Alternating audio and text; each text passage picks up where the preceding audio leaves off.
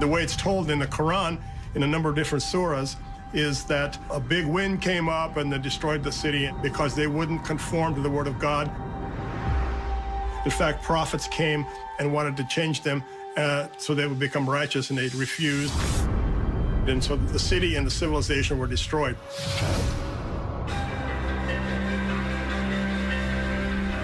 For centuries, historians and explorers had searched for proof of Ubar's existence. But it would take an unconventional combination of space-age technology and traditional archaeology to find evidence that Ubar might be something more than a myth. In 1983, amateur archaeologist Nicholas Clapp approached NASA with an unusual request that resulted in a joint expedition to the Arabian Peninsula. He had just recently read about the use of radar imaging to map subsurface rivers in Egypt, and he was wondering if this technology could perhaps be used to find a lost city if we knew approximately where it was. Carried aboard the Space Shuttle Columbia, the technology, called space imaging radar, acted like an underground X-ray machine. First, images were recorded from space, then digitally manipulated to bring out subtle details not visible to the naked eye, including ancient riverbeds and caravan routes now buried in the sand. I never thought the lost city was something you could discover from space. But they began to persist on and looking at features that they thought might be very interesting.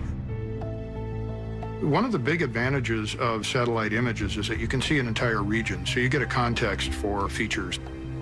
This is a shuttle imaging radar image of a part of the southwestern desert of Egypt, the part of the Sahara, which is now one of the driest places on Earth. This large feature here is actually a river, an ancient river channel that's as wide as the current Nile River Valley. You notice within that is a very small river channel running through here. And if we go to that site in the field, it looks like this. Here I am standing in the middle of one of these radar rivers looking at a cut bank up above. And that actually got us a little bit excited because ancient people depended on the same things we do. You need access to water and transportation networks. So we were able to see the relationship of these different features, and we did in fact see tracks in the area, so it was a jumping off point in the search for Ubar. Satellite radar images of the Rub al-Khali also showed ancient caravan trails converging on an area along the eastern edge of the empty quarter.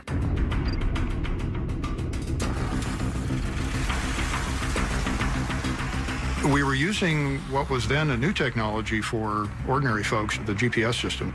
And we used that in combination with the helicopter navigation to find the road that we had found on the satellite images and follow it out into the desert. And that was extremely exciting.